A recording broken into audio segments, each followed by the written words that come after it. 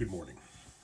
My name is Tom Powell, and I live in the village of Channahon, Illinois. Channahon, Illinois is a small community, approximately 45 minutes to an hour southwest of the city of Chicago. As you can tell here by this map, if you head out of the city of Chicago southwest along I-55, eventually you will come to I-80. There you're going to find towns like Joliet and Shorewood, and our little hamlet of Channahon. Channahon is a Native American word meaning where the waters meet. And that's because in the town of Channahon, the Kankakee River, the DuPage River, and the Des Plaines River all converge to form the Illinois River. My little town of Channahon, like so many other towns, gives a state of the village address every year. Our mayor talks about the state of the village as a whole, and at this event, they hand out various awards and recognize various people for various contributions that they have made to the community. People who are well deserving of recognition for the work that they've put in the community.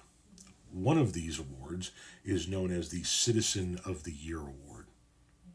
And past recipients have been beyond deserving. People like Ron Lehman, who I believe has held every volunteer and elected position humanly possible in the village. He has literally dedicated his life to the betterment of his community. I think that they should rename the award the Ron Lehman Citizen of the Year Award. And I'm not joking when I say that. I'm being dead serious. They should rename the award the Ron Lehman Citizen of the Year Award. Well, we're only, I don't know how many months away from having another state of the village address and awarding yet another Citizen of the Year award to somebody in the village for their contribution to the community. And I would like to petition for myself to be named Citizen of the Year. I would like for the employees of the village hall to nominate me and vote for me to be Citizen of the Year. Now, why? Well, I've done my share in the past of serving on committees and serving on various boards and doing what I can to help the community. I've owned businesses in town, and I've contributed to employing people in town and contributed to local tax bases. But Tom, what have you done lately? Well, what I've done lately is be able to say the things that the people at the village hall can't say. The people who work for the village, who are elected by citizens in this town, can't say. I can take to social media and tell another citizen of this great village what a fucking moron they've been.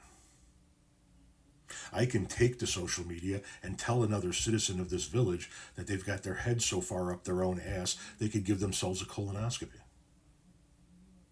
I can take to social media and tell idiot grassroots activists who think they're going to stop national trucking projects from becoming a reality in our town that, much like all of their other failed endeavors, they're going to fail at this too, and they need to get a fucking hobby outside of fucking with people who actually earn a fucking living.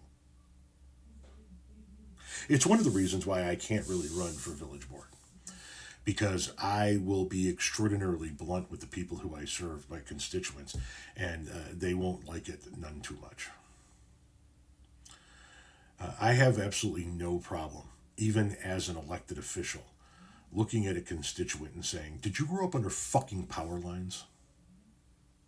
Did you eat a steady diet of paste as a child? Is there any chance that your mom and dad were blood related before they fucked and had the evil offspring that I see before me?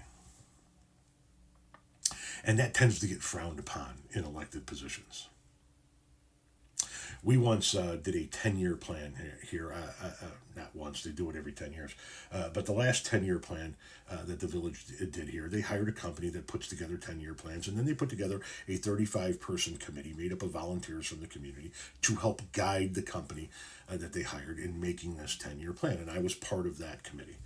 And for 2 years, we held meetings, we invited the public in for public workshops, and sent out all forms of communication humanly possible to the citizens of this town about the various things that were going on with this endeavor. And then, after all of the people ignored this for 2 years, it came time to adopt the 10-year plan. And it became known that the village was going to adopt it, and all of a sudden people started paying attention, and social media blew up. And it became a situation in which all of the people that didn't pay attention for 2 years were now pissed that they weren't involved in this. And so the village board meeting got flooded with ignorant fucksticks who thought they knew what they were talking about and had no fucking clue what they were talking about. One lady in particular in the front row kept bitching and moaning about how the village was piss poor with their communication, and they never let anybody in town know what's going on. So as somebody that was part of the committee, I stepped up to the podium and I addressed that woman in particular. And I explained all the various ways that the village tried to let her know. And I said, well, it's on the electronic sign out in front of the village hall there. And she said, I don't drive that way, so I never see that sign. Fair enough. It was in the newspaper, the local newspaper. I don't read that newspaper. Fair enough. It was in our newsletter, our village's newsletter, that gets mailed to you free. I don't read that newsletter. Okay. They handed out tchotchkes at the National Night Out. I didn't go to the National Night Out. They handed out flyers at the carnival. I don't go to the carnival. It was in your water bill. My bills get paid automatically, and I never see my water bill. No matter what I told her was the way of the village communicating with her, she had a reason why she couldn't see it. So at the end, I finally said, luckily for you, all of those things don't matter, because all you have to do is give the village your email, and for free they will send you an email blast. They will let you know what's going on in the village, including things like this, and you can stay up to date. And she responded something to the nature of, I don't need another email in my inbox. And so, as politely as I possibly could, without causing a ruckus, I looked at her and I said, then ma'am, you're the problem. You're choosing to remain ignorant. They're doing everything they can to inform you of what's going on, and you are refusing to take the information. It's not a village problem; it's your problem, and that's my problem with running for the village board, right?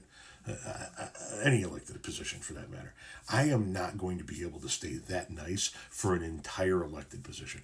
I'm going to be up there at a village board meeting in my village board chair. Here's somebody, like we have this one gentleman who likes to come in drunk off of his ass and refuse to even give his name because he's a sovereign fucking citizen. Anyway, I would look at somebody like him and go, listen to me, fuckstick. If you're going to come in here and not even give your fucking name, then take your drunk ass the fuck down the road. We got no fucking time for you. Get the fuck out. That's what I do for my community. I tell idiots to go fuck themselves. I tell idiots to go pound sand. I tell idiots to go piss up a fucking rope.